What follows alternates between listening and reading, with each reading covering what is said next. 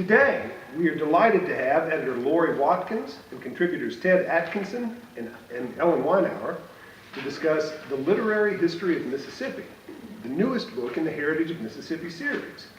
This planned 15-volume series is published jointly by the Mississippi Department of Archives and History, the Mississippi Historical Society, and the University Press of Mississippi, with funding assistance from the Phil Hardin Foundation. The series kicked off with Patty Carr Black's seminal Art in Mississippi book and has seen volumes exploring religious, political, wartime, and ethnic history of the state, and now welcomes this one on the literature of the state, really what we are known for far and wide. It is with great excitement that we greet this. Lorie Watkins is Associate Professor of English at William Carey University. She earned her PhD at the University of Southern Mississippi. Her research interests include Southern literature, African American literature, and American modernism. Watkins is the author of William Faulkner, Gavin Stevens, and the Cavalier Tradition. Ted Atkinson is Associate Professor of English at Mississippi State University and the editor of Mississippi Quarterly. Atkinson specializes in modern and contemporary American literature and culture and Southern studies. He is the author of Faulkner and the Great Depression, Aesthetics, Ideology, and Cultural Politics. Ellen Weinauer is Dean of the Honors College and Associate Professor of English at the University of Southern Mississippi. She is the co-editor with Robert McClure Smith of American Culture, Canons, and the Case of Elizabeth Stoddard, and the author of articles on Hawthorne, Melville, Frederick Douglass, Elizabeth Stoddard, and many others. Before I ask you to help me welcome these folks to the front of the room, I also want to note that Suzanne Mars is here. Suzanne is one of the contributors to the book, and we'd be delighted to hear anything you might have to say. Well, I just wanted to say thank you to Noel Pope for recruiting Lorie to edit this volume. I think I'm right about that. You are. And we really miss Noel. And also wanted to say what a wonderful thing it was to work with Lorie as editor of the volume. Very supportive, always answering questions and special requests promptly and generously. So having a great editor is a wonderful thing for a writer. I'm glad we had such a good editor for this volume. Can't ask for better than that. Lorie Watkins.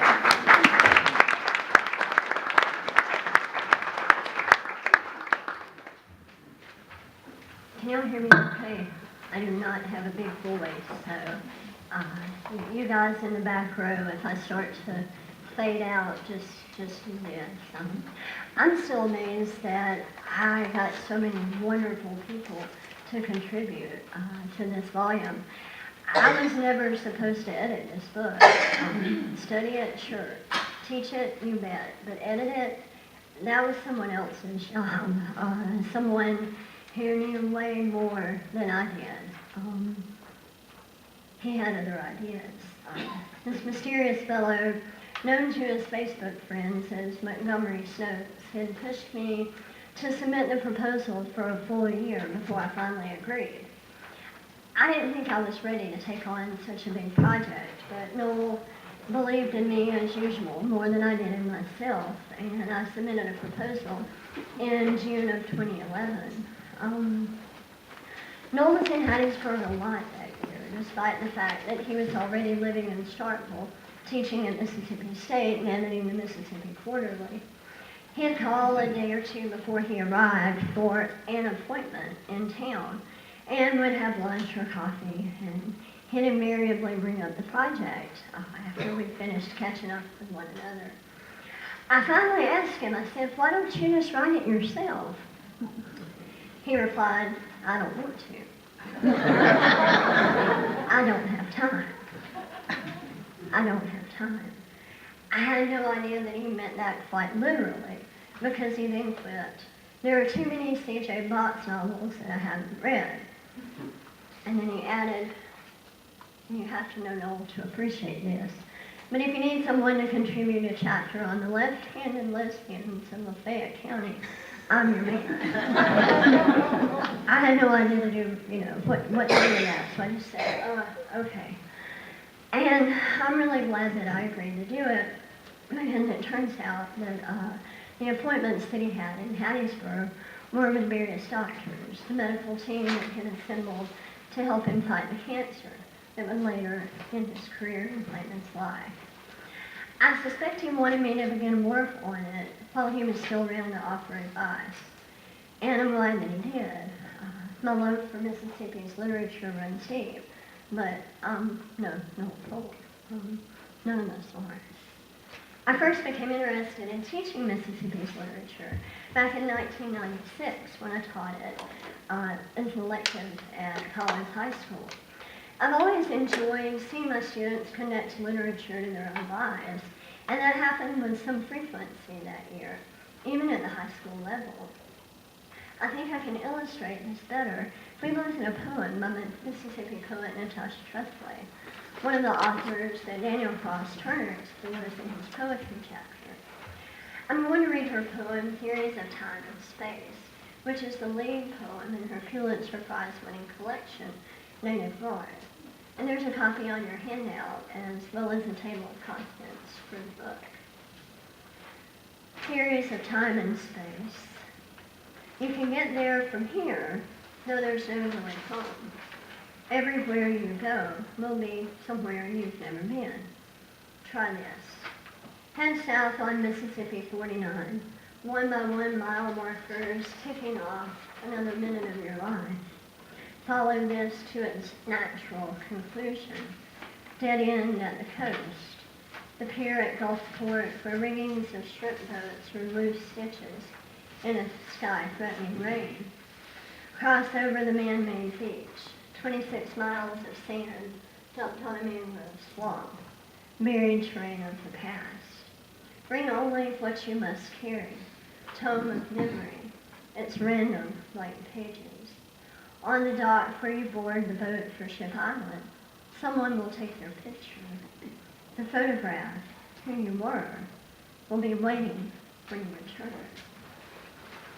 When I was teaching high school, I found that it's impossible for a Mississippian who's made that journey to Ship Island and returned exhausted and invariably sunburned at the end of the day to read Tretheway's poem and not get her, not understand that she means that we're shaped by our experiences in ways that continually and fundamentally change us.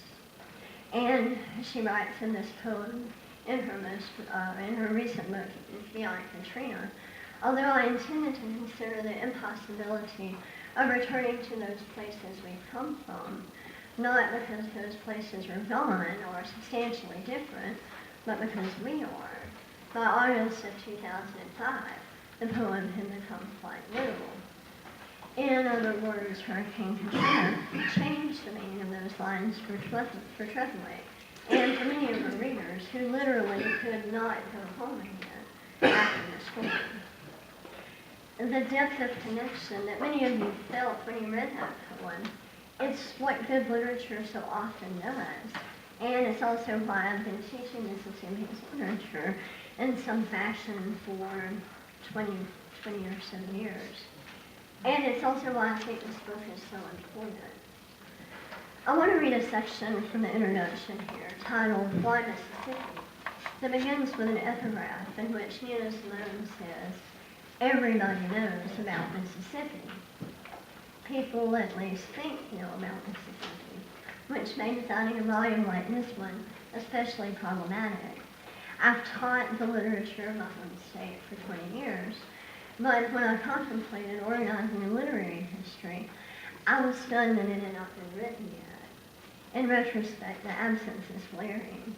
As Hugh Ruppersberg suggests in his introduction to the New Georgia Companion to Georgia Literature, among southern states, only Mississippi, by virtue of William Faulkner, Eudora Welty, Tennessee Williams, and Richard Wright, has produced a richer literature than Georgia. As I began to think about which authors, periods, and topics such a text should cover, I realized the sheer enormity of the work to be done. And I also realized that no one person can do the work alone. So I proposed the multi-author approach, in which scholars intimately connected to the state through their life and work would join me in chronicling the rich literary history that we share. The prospect of their contributions, plus the information contained in the previous text that this volume builds on, made that task seem slightly less daunting. So, with an approach in mind and the approval of the Mississippi Department of Archives and History and the University Press of Mississippi, I set about determining what the text should look like, what questions it should answer, and who, by virtue of being a Mississippi writer, whatever that is, should be included. And in that respect, Mississippi's reputation went large, and it immediately brought the lyrics of Simone's song to mind. Those lines, I'm quoting her here, Alabama's got me so upset, Tennessee made me lose my rest, and everybody knows about Mississippi. Those lines were written in response to the murder of Baker Evers and the bombing of a church in Birmingham that killed 4 children. They illustrate the depiction of Mississippi as a nexus for all violence and conflict, were in the state's symbolic position in racial history and in the civil rights movement. Mississippi certainly wasn't the only state involved in racial conflict. Remember that Simone's song is inspired in part by an out-of-state tragedy, but it nevertheless became representative of it. As Walker Percy noted in 1965, there's something wrong in Los Angeles too, but where is it? How does one get a hold of it? Everybody knows about Mississippi though, and the American South in general, as Joseph Crespino points out, has never existed so much as a literal place, but as a figurative one. Mississippi, by extension, has largely become a metaphor for the worst of the South. Phrases like the South-South, or the South on steroids and Super South, describe the state that James Cobb has identified as the most southern place on earth. Cobb, of course, speaks of the Mississippi Delta, but that is the region that largely represents the state to the rest of the nation. Mississippi is, as such constructions suggest, a study in contradiction. One of the richest states when the Civil War began, it's one of the poorest states, perhaps the poorest state afterward, and it remains so even today. Geographically diverse, the state encompasses 10 distinct landform regions. And as people traverse these regions, they'll discover varying accents and find that great wealth exists right alongside of intense poverty. A now well-known irony is that the most illiterate state of the Union has the richest literary history. And the anomaly seems inexplicable. In the preface to an anthology of Mississippi writers, Polk and Scaffold note that nothing explains why. When the same conditions existed simultaneously and for all practical purposes identically in other southern states, the same outpouring of superior literature did not also occur in Alabama, Louisiana, Georgia, South Carolina, and Tennessee. Moreover, they discovered that the writers in the anthology shared very little save Mississippi background, and even in that, they reflected great diversity. They conclude, we have not been able to discover the perplexing why, if indeed there is one, of Mississippi literature, and are now somewhat inclined to ascribe the phenomenon to the air Mississippians breathe and the water they drink, which is both as facetious and serious an answer as we can devise. While I relish the thought of my native soil nourishing talent, I would like to suggest more practically that the notion of Mississippi as a metaphor is that based on the remarkable productivity of Mississippi's writers. This phenomenon seems inextricably connected to the Southern race to explain, as Fred Hobson described it until about the South.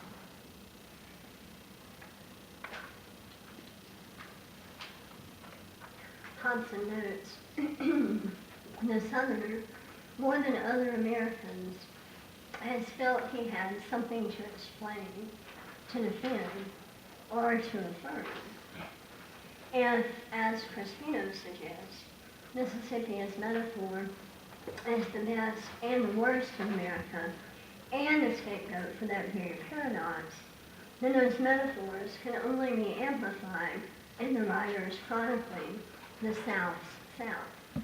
Eeyore Welty, Richard Wright, Tennessee Williams, Margaret Walker Alexander, and William Faulkner, just to name a few. We need to talk, Faulkner confessed, to tell, since oratory is our heritage. We seem to try, in the simple, furious breathing or writing span of the individual, to draw a savage indictment on the contemporary scene, or to escape from it in a make-believe region of swords and magnolias and mockingbirds, which perhaps never existed anywhere. I hope that now you can see why this project terrified and excited me in equal parts. So I sought out these experts to help me in the individual areas, and I'm still just so grateful and amazed that I got so many wonderful people to sign on to this project. There's just so much that we haven't chronicled about our state's literary heritage, and actually I made a pretty surprising discovery myself in a book that you're probably not familiar with. It's James B. Lloyd's Lives of Mississippi Authors. It's pretty old, but I got the book from Noel, and I just looked up Watkins to see what was there, right? And I found an entry for a literary predecessor of my own, a guy named Walter B.C. Watkins. His father turns out to be my great-great-grandfather. He was the first superintendent of schools in Jones County, Mississippi. And I suspect I've never heard of his son, Walter. He seems to have had a nervous breakdown, as best I can tell. But before that happened, he attended Princeton on a scholarship. He became an English professor specializing in Milton. And he went on to become a Rhodes Scholar, and he won not one but 2 Guggenheims. And I had no idea, and that's just a few generations back. I told Noel about my discovery when I last saw him a few weeks before he died in August of 2012. He didn't really seem surprised, and he asked me if I had a title for the volume yet. I told him that I wanted to call it Writing in the Crooked Letter State, a history of Mississippi's literature. He said, that's a damn fine title, but they'll never go for it. And it's too showy and clever. And it turns out he was right about that, too. Thank you for joining us today to celebrate the much more staid title that this volume became, A Literary History of Mississippi. I hope it tells our story well, and it's been a long time coming. Now, I will proudly and gratefully hand the mic over to Ellen Weinauer. She's going to talk about her chapter, which discusses the literature of the Civil War.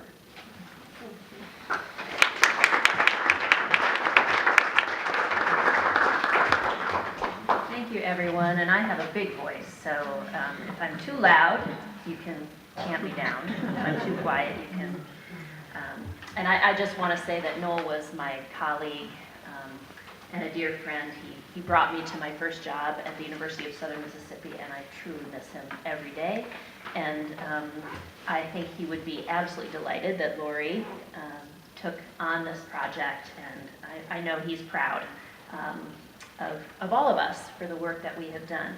So I want to thank Lorie for bringing me into this volume, and I want to thank you all for being here. Lorie, a minute ago, referred to the experts, and I'm just going to talk to you about the ways in which I discovered I was not an expert at all on this volume.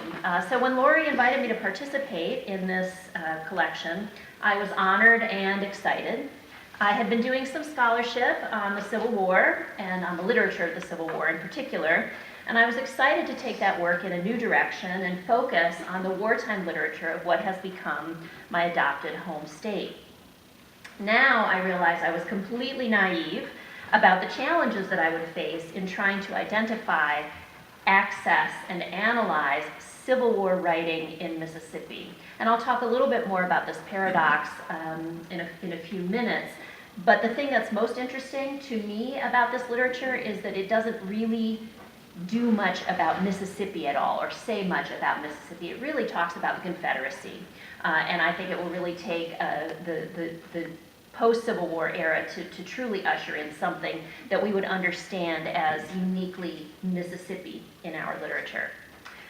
So ultimately, I think this chapter lays groundwork. It really surveys a lot of different genres, and I'll say a few words about those genres in a few minutes. But what I really want to talk about in the time that I have is the challenges that I faced in writing this chapter, because I think they tell us a lot about this period and about the literature of the Civil War in Mississippi. So the challenges begin most fundamentally with a very key tenet of the study of Civil War literature in the US, which is North and South, which is that it's not really literature at all. This is a long-established critical view.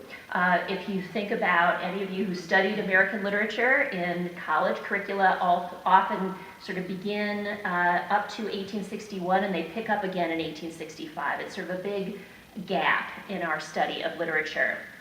This goes back to people like William Dean Howells, who in 1867, reviewing a book by John W. DeForest, a Civil War novel, said this: "Our war has not only left us the burden of a tremendous national debt, but has laid upon its literature, our literature, a charge under which it has hitherto staggered very lamely." The idea that basically we had not written a great war novel. We didn't have War and Peace. We didn't have anything like that. We didn't have anything particularly good emerging from the Civil War. This idea continues all the way into the 21st century. It's really only in the last couple of years that we've begun to get some really excellent work that digs into the literary dimensions of Civil War writing.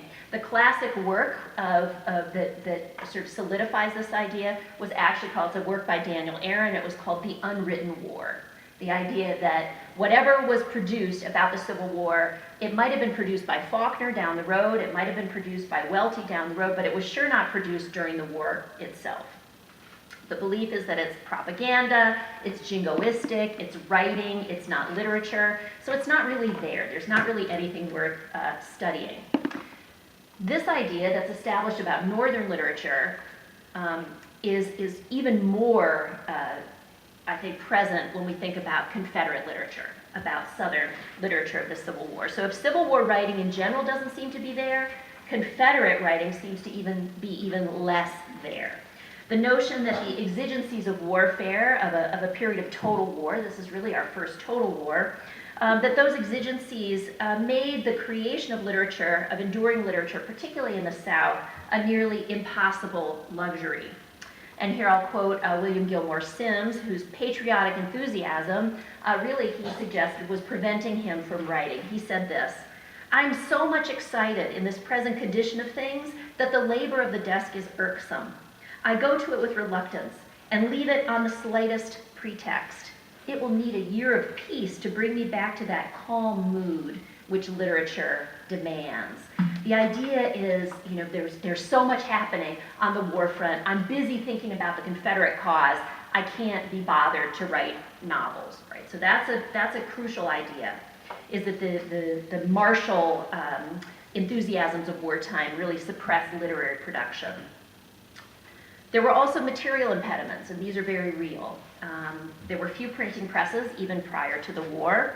There was one foundry that made type across the entire South. There was very little skilled labor to produce books. And of course, we're probably aware that there's an increasing scarcity of paper as the war goes on, so covers were often made out of wallpaper and things like that. And there was even a decreasing number of ephemeral venues. So to give you a statistic, in Mississippi, Prior to the Civil War, there were 45 newspapers. By 1863, there were 9 left. So even if we think about conventional venues for things like patriotic poetry, those were being reduced. As well, for those of us writing and doing criticism today, much of the writing is ideologically problematic. It is difficult sometimes to read this material. Defenses of slavery, early invocations of the lost cause myth, vituperative treatments of Abraham Lincoln, the federal government, racist stereotypes, it's really quite abundant. So you have to sort of make your peace with deciding, is it worth studying this material? Why do we want to study it? What do we want to learn from it? So we have to get past a lot of both material, I think, and ideological restrictions to dig into this material. It's also just really hard to find. Again, the reduction in the number of venues that this material is available. Digitization helps us a lot, but it's very, very difficult to access this material unless you have access to good archives. There's a lot of material that's out there on the web, but of course it's not always very reliable, so you just have to do a lot of digging. So I'm just going to read a paragraph or two from the introduction, or from my essay's introduction, that I think grounds us a little bit. As it turns out then, the student who seeks to investigate Civil War writing in Mississippi has to be a kind of critical bushwhacker, clearing a path through a thicket of thorny assumptions and bristling material restrictions. Having done so, the student will arrive at a rich and varied array of religious and political writings, diaries, novels, and poems by men and women alike, or more precisely by white men and women, and this is another really fundamental issue. If it's difficult to access this writing in general, it is of course almost impossible to access the writing of African Americans from the Civil War in this period. Literacy restrictions being of course the most obvious reason for this, but many, many others as well. Although sometimes tinctured by humor, most of this material is intensely partisan and often explicitly martial in nature. In a description that certainly applies to Mississippi Civil War writing, the Richmond Semi-Weekly Inquirer observed in 1863 that Confederate literature, quote, has the ring of steel. Its color is not rose pink but blood red, and its perfume is that of sulfur and niter. Given the fact that this literature was produced by a society at war, these blood red characteristics are to be expected. Seeping into and corroding everything, wrote E. Merton Coulter in 1950, war soon captured the souls of writing Southerners whose literary efforts turned to the promotion of the struggle. Like the Confederate literature of which it is a part, Civil War writing in Mississippi, regardless of genre, certainly has the ring of steel. Not only in political treatises, but also in diary entries, novels, and poems, Mississippi writers worked to bolster support for the Confederate cause and to make sense of themselves as citizens of a new nation. While later Mississippi writing will be known for its distinctive sense of place, for evoking the rhythms, pacing, sights, and smells of Mississippi, just exactly as Lorie was discussing earlier, writing from the Civil War era sees the state as part of a larger amalgamated body, the Confederate States of America. National rather than local in orientation, Mississippi Civil War literature, in short, is less interested in telling the story of Mississippi than it is in telling the story of the Confederacy and the complex, passionate, and often troubling effort to bring a new nation into being. Now, I'm mindful of time, so I'm not going to talk a lot about the literature itself. I'd be glad to say a little bit about it in the Q&A.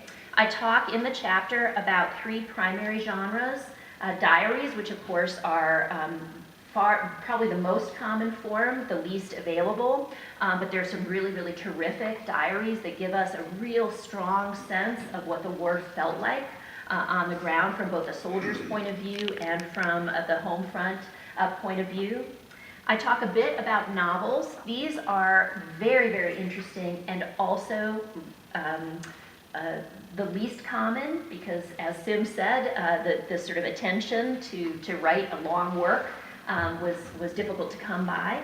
But there were some novels, and I think some of these writers are really, really worth talking about at greater length. There's one in particular, Catherine Ann Warfield, who's in fact an ancestor of both William Alexander Percy and Walker Percy, and she's a fascinating writer who offers really a complex mixture of what I can only call sort of pro-slavery cant and proto-feminist critique of patriarchy. So it's a really interesting sort of combo platter. And then, of course, I talk about poetry, of which there was quite a lot. Very pretty, somewhat formulaic writings about battles, writings about great leaders, or, you know, evil northern leaders. Those abound as well. But I basically want to sort of leave you with the idea that what is most interesting about this material, at least for the purposes of today, is that it's not really Mississippi-like at all. It is really national in its focus. So it is my hope that that we can dig a little bit further into this material in time, and to think about the ways in which this early work will kind of pave the way for some of the work that I think Ted may be talking about, certainly that you can encounter in the rest of the volume, in which Mississippi really emerges the way we understand it. The literary Mississippi, qua Mississippi, really emerges. So with that, I'm going to turn the floor over to Ted, so he can tell you about what happens when it actually becomes more about Mississippi than about the nation. Thank you.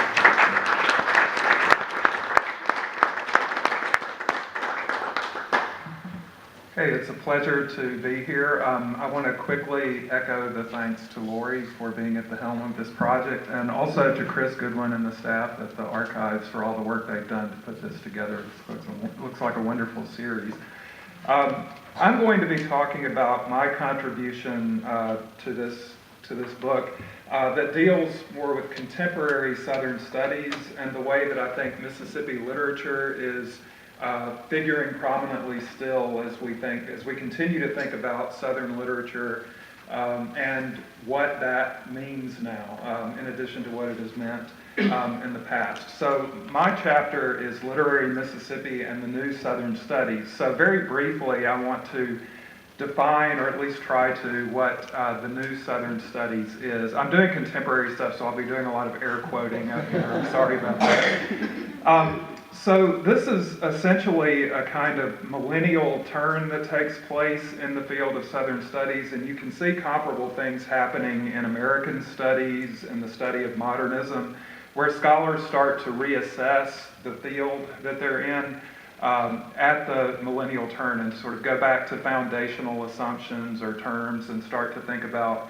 how have those changed? Are they still valid even in some cases? And so I think this new paradigm shift, as some have called it, in Southern studies, I think Mississippi literature has figured prominently in it, and I think it has done some good things for the way that we think about, continue to think about Mississippi writers. So in 2001, Houston Baker Jr., in his book Turning South Again, and I cite this in my chapter, he issues a kind of clarion call for a new Southern studies, all right? And this sets off a discussion that results in special issues of journals, academic journals.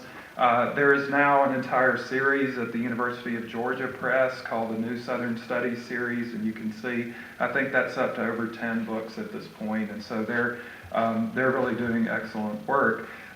Houston Baker and Dana Nelson co-edited an issue of the journal American Literature, and they were trying to showcase these new approaches to Southern studies. And in that, they insisted on what they say is a nuanced inseparability of North and South in any fruitful model of American studies that we could imagine for a new millennium. And that's what I really want to focus on in my remarks. There is a kind of global South element to this that I deal with in the chapter, but just in the interest of time, I'm going to stay focused more on a kind of national context. So the sense of kind of binding together North and South instead of insisting on a kind of strict division or a binary model, we might say, is one of the things that I think this emergence of the New Southern Studies has done for us. It's really sort of questioned these received narratives about the relationship between the North and the South. And so I briefly want to touch on a couple of those narratives and how they work together. So one from the national level is this idea that, you know, America is inherently a progressive nation, that it's always moving toward a kind of progress. It's unique among nations in that regard. So American exceptionalism, I guess, would be the quick term for defining that. And so in order to make that case sometimes, what happens is the South gets viewed as a kind of internal other, you know, a sort of contrasting point. So it is the backward South, the recalcitrant South, the South that won't move along with the national narrative. And so in order to kind of cast the nation in that way, the South becomes a convenient way to do that. Okay, the South is sort of out of step or out of time even with the rest of the nation. And if you're looking for an interesting study on that, Leanne Duck's book, The Nation's Region, deals with that very in-depthly, I think. And so that's also cited in my chapter. But from the regional standpoint from within the South, there's also a way of kind of embracing that model of separating North and South, of course, and we've just heard of the tragic history of that, the bloody history of that, but also culturally speaking, to hold on to the notion of a distinctive South. And you often see that called Southern exceptionalism, you know, that we can keep talking about the South as a monolithic, distinctive region, the South. Okay, and so, you know, if you think about the Southern agrarians, then it becomes the South really means, if you start digging into it, a white, rural, agrarian South. Okay, and so what advocates of a sort of new approach to Southern studies are saying is that what that does is create a kind of exclusion where you're not allowing for the possibility of multi-Souths, of many different experiences and types of Souths that people experience and define for themselves and go to for their sense of what it means to be Southern. Okay, so moving to the closer to home aspect of Mississippi literature then, so how does Mississippi figure in this? Baker and Nelson, in the special issue that I just mentioned, they share an anecdote where they were coming up with a kind of hypothetical course that they wanted to team teach, and they wanted to just call the course Mississippi, and that's it. And so they said the reason that they were doing that was to try to capture this sense of a kind of symbolic gesture that makes the South the container of all the nation's ills, okay? And one of them mentions that, you know, every time there's a case of a kind of tragic instance of racial injustice or violence in the country, you can bet within a few months there's going to be a movie about Mississippi. You know, and so they said, you know, it's this way of kind of going to Mississippi, as Lorie mentioned with Nina Simone's song, a way of signifying all of that.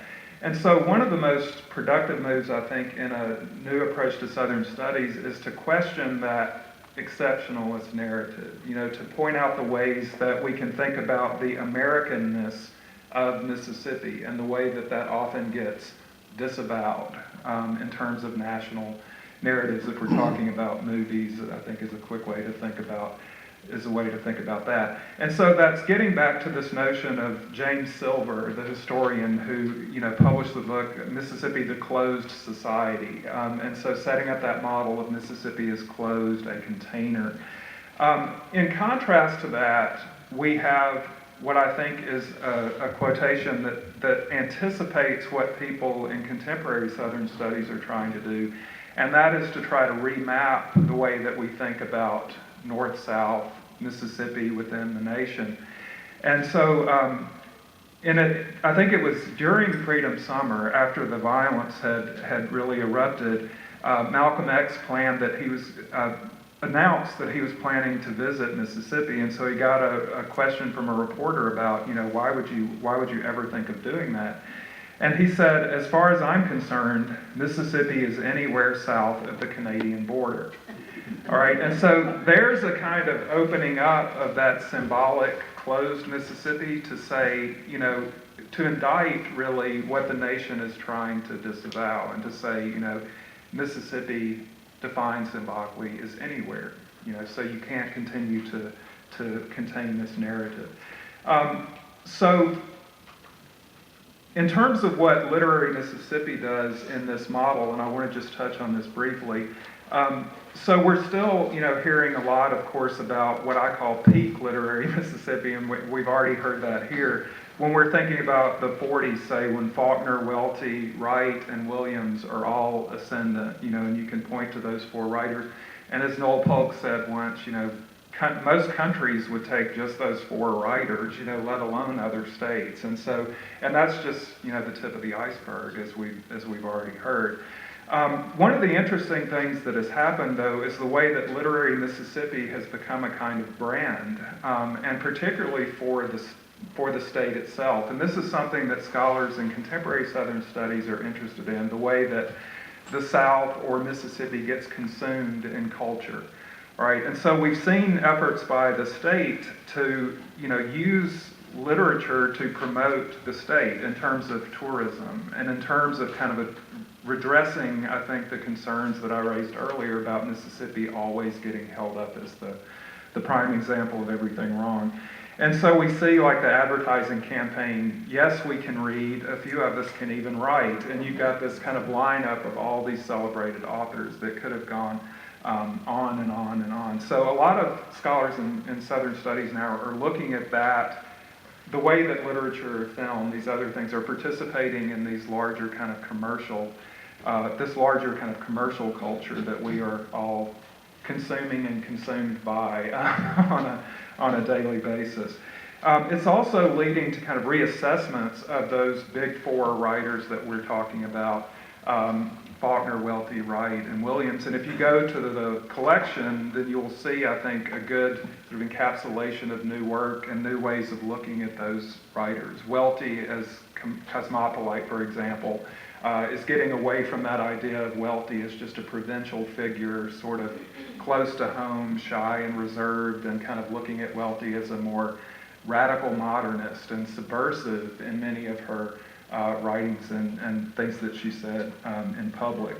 It's led to recovery of writers that I think had fallen off the radar. Are any of you familiar with James Street? The writer? Okay. He has a large body of work, but had kind of fallen off the radar. And I'm noticing more work on him recently, in part because of the Free State of Jones interest, and his sort of sprawling family epic about the Dabney family opens up ways of looking at Mississippi, not as a closed society, but as a kind of space where people from all over the globe are passing through, and not just a monolithic culture, but a kind of multicultural space where there are all different types of people interacting with each other. All right, and so I think that's been a good thing, that we're kind of going back to writers that might have been forgotten. Just a couple of contemporary writers to mention. Natasha Trethewey has already been mentioned by Lorie. And it's interesting to look at the way that Trethewey is using the word native in her work. Native Guard, her collection of poetry, where she returns to Mississippi, as Lorie said, and in doing that, she's returning to a troubled past. I've referred to Trethewey's experience as a kind of vexed longing to belong, but doing it on terms that insist on holding the state accountable. In her poem South, she talks about the state that made a crime of me, because the very fact that she was born in a family with a white father and African American mother, and miscegenation was still illegal in Mississippi, and so she's referring to the kind of criminality that is placed on her very identity. But the way that Trethewey comes back and lays claim to Mississippi as a space, as a part of her identity, and the way that she does it, uses that term native in a way that I think is very interesting. And it also opens us up to thinking along native grounds in other ways. Leanne Howe's novel Shell Shaker, I didn't include that in my chapter, but it's one that I would like to throw out there. It features a return of a Choctaw family in Oklahoma to Mississippi, and so there's a kind of reunification and a reconciliation and a way of kind of reinscribing Choctaw experience back into a narrative in which there's been a kind of history of cultural erasure and a kind of vanishing of Native experience. And so taking these foundational terms like Native South and Native and rethinking them in these different ways, that's one thing that I think new approaches in Southern studies, that it's really enabling that. And I think these writers are coming into focus for that reason, right? And I notice we're short on time, so I will close down my remarks there, and I think we're glad to take questions at this point.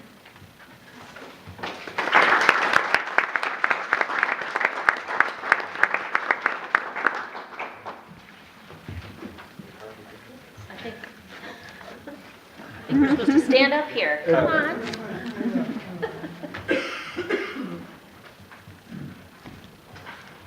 Should we say? Yes. I was interested if you found, you mentioned diaries, but what about letters? Were there poems or pieces within letters that you found? I did not, I mean, there are. I know that there are. Once you start digging into some of that archival material, it can be very, very overwhelming. Of course, letters were a crucial element where information was exchanged. I think they're a little bit different even than diaries because they're much more, I think generically, letters of course have a whole another function and are interesting to think about as a genre that way. So I did not do work with letters. There's some interesting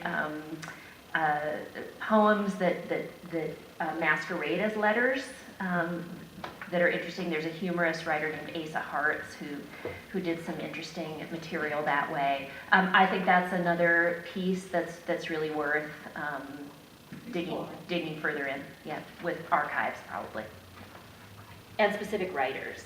So, for example, the novelists that I talk a little bit about, Catherine Warfield, Sarah Dorsey, they have a huge epistolary, a body of letters that would be really worth digging into. So that might be another way of accessing it, is picking the writer, looking at some of those writers and then digging into their correspondence. Dr. Lorie, in one of your sentences, there was something I missed. You were talking about Mississippi, state of swords, magnolias, and something. Mockingbirds. What? Mockingbirds. Oh, I'm sorry, I didn't hear that word. Yeah, Okay. yeah, Mockingbirds. Yeah, just that whole idea that our notion of the South Right. as a place never really existed except in our imagination. Correct, okay. Ted, in New South, would you consider Jessamine West and Casey Lehman as redefining New South? I mentioned Jessamine Ward in my chapter. In the context of, and I didn't get to mention this when I was talking about Trethewey. I didn't get to mention this when I was talking about Trethewey, so I'm glad you asked. Both Jessamine Ward and Trethewey, I think, are similar in their approach to Katrina, for example, and this responding to the erasure of Mississippi in the national narrative, where Katrina became a New Orleans event and Mississippi was forgotten. And Jessamine Ward salvaged the bones, and Trethewey's Beyond Katrina both write back to a kind of national forgetting or national erasing, I guess you could say.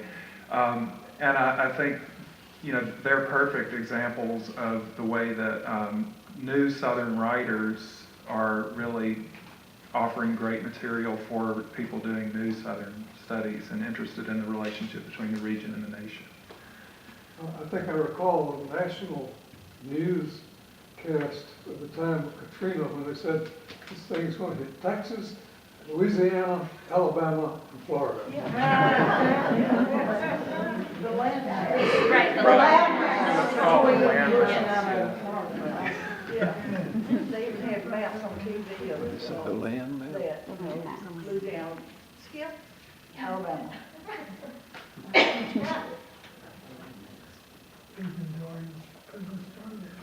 I wonder if I could put y'all on the spot a little bit. The book is Literary History of Mississippi, but Of course, there are a lot of contemporary writers that are of interest, and I don't necessarily need you to say who your favorites are, but I'm curious about who you think might continue to draw critical attention. You mentioned that Street is someone who was sort of lost for a long time.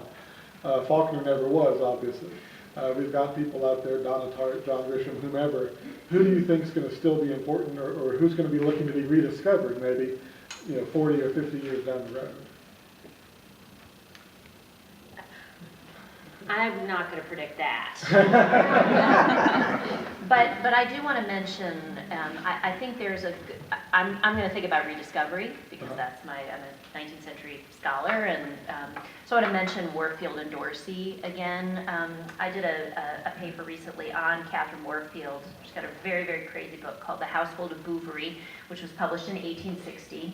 It is really very strange, but it's really interesting as a cusp novel, because it was published in 1860, so it's just, you basically, the novel shifts from being very, sort of, and by national in this case, I mean national, U.S. national. She talks a lot about sort of the glories of democracy and things like that, and then as the novel, as it goes along, all of a sudden slaves start cropping up, and so I think you really see some pressures of ideological tension emerging in that novel. But that novel is really does a truly explosive exploration into spousal abuse. It's just really quite extraordinary, and I think. At this talk that I delivered, I met someone who's been working on her poetry, because she also wrote a lot of poetry. So I think a lot of these Southern women writers escaped. We have a period that we call a period of literary recovery in the 1980s, when especially women writers and African American writers were discovered as actually having written, because for a long time before that we thought only white men rather, were writing literature. But the Southern white women really escaped notice, I think. And so I think there's a period where we might actually have an opportunity to think in really interesting, thoughtful ways, influenced by contemporary ways of thinking about race and gender, intersectionality, and things like that, to recover some of those. And what was her full name? Her name is Catherine Ann Warfield. She's the one who's a progenitor of Walker Percy. And her her niece, Sarah Dorsey, was also, it's a crazy story. They had a mad woman, and their mother was like literally a mad woman in the attic, and it's really, truly crazy. But Dorsey actually bequeathed Beauvoir to Jefferson Davis, and was a great defender of Jefferson Davis. So there's really interesting stuff to be found there. I'll let these guys take the more Nostradamus sort of predicted stuff. Well, big surprise, but Faulkner continues to remain constantly relevant. And really, almost any new development in scholarship, Faulkner is kind of open to readings in that way. And in fact, both Trethewey and Ward engage with Faulkner in their work. Trethewey references Light in August, and Jesmyn Ward has this whole part of Salvage the Bones where she's talking about As I Lay Dying, and the narrator's relationship of having to read that over the summer and connecting it to the larger thing. I'm also looking out any day now. I know Richard Wright has never disappeared from the landscape, but I think with what we're seeing, like this new interest in James Baldwin, for example, I think we're probably due very soon for a similar thing to happen with Richard Wright's work. I won't try to predict the future, but I will say I was very glad to hear you mention Jesmyn Ward. I think we're going to continue to hear a lot of good stuff from her. And one of the things that I think is really interesting about writers like Ward and Trethewey, they brought something to light which really confused me when I first started studying Southern literature, which was this division. There was Southern literature and there was African American literature, and those two really didn't intersect until Trethewey, Ward, writers like those ladies said, wait, this is my heritage too. It's not perfect, it's problematic, it doesn't fully embrace me, but I embrace it. Not all parts of it, but sort of changing that boundary, and I'm really glad to see that happen. And I saw this happen with Ellen Douglas in my classroom, the same sort of rediscovery that Ellen was talking about when The Help came out. You guys remember that movie, The Help? I was teaching a course that I like to call it anti-Southern literature, because it doesn't, we read a lot of stuff that doesn't fit the mold for what you think of as Southern literature. And, I was teaching Ellen Douglas's Can't Quit You Baby, which is a wonderful novel. And my students figured out all by themselves, wait a minute, she wrote The Help 30 years before and she did a better job of it. I thought that was really I think there were black men who pointed out that there shouldn't be a separation before Ward and Treadway did. And I wouldn't want to be guilty of only looking at Faulkner and Morris and Welty. So going forward, are there any Choctaw Asian writers in Mississippi that may spring up soon that you are aware of? No, not that, I'm sure there are, but I'm not aware Yeah. right now. Because the new Mississippi has to include everyone. So this is what's really interesting is, as I talked a little bit about, you don't see what you're not seeing, right? And I think Ted's treatment of the new Southern studies and redefining how we see the South may enable us to look at material in that we might not have otherwise seen before. And so one can only hope, I think, and to think about the ways in which some of those material restrictions that, or blind spots that, one of the things that I'm very interested in is how we get access to this material. So if you think about any recovered novel, it takes a press's commitment to bring that text forward, to make it available, to make it affordable. So we have to think about who's going to, what presses are going to lead the way there, and so we have to think about both the lenses through which we view things, and then the material support for bringing those things forward. So I will just say I hope there will be, but I don't know what they'll be. Lorie, when y'all were planning the book, did you have a definition of what Mississippi literature was? Not really. It's one of those questions that we struggle with. If you have this Irish writer, right, who sets a story or a novel in Mississippi, that's not a Mississippi writer, right? But what do you do with somebody like Walker Percy, right, who doesn't really identify themselves as particularly a Southern writer?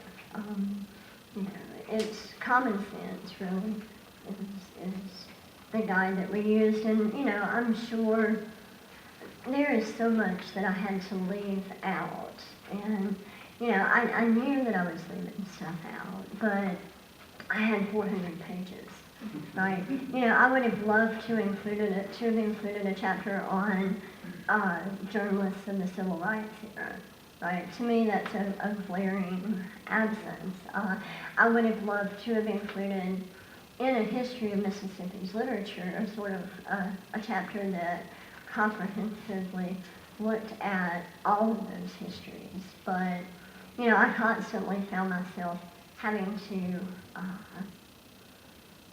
compromise, and that was one of the biggest compromises, is you can't include everybody. So rule of thumb, if they're from Mississippi or spend a significant portion of their lives in Mississippi, or they wrote in some significant way about Mississippi, they may be cut.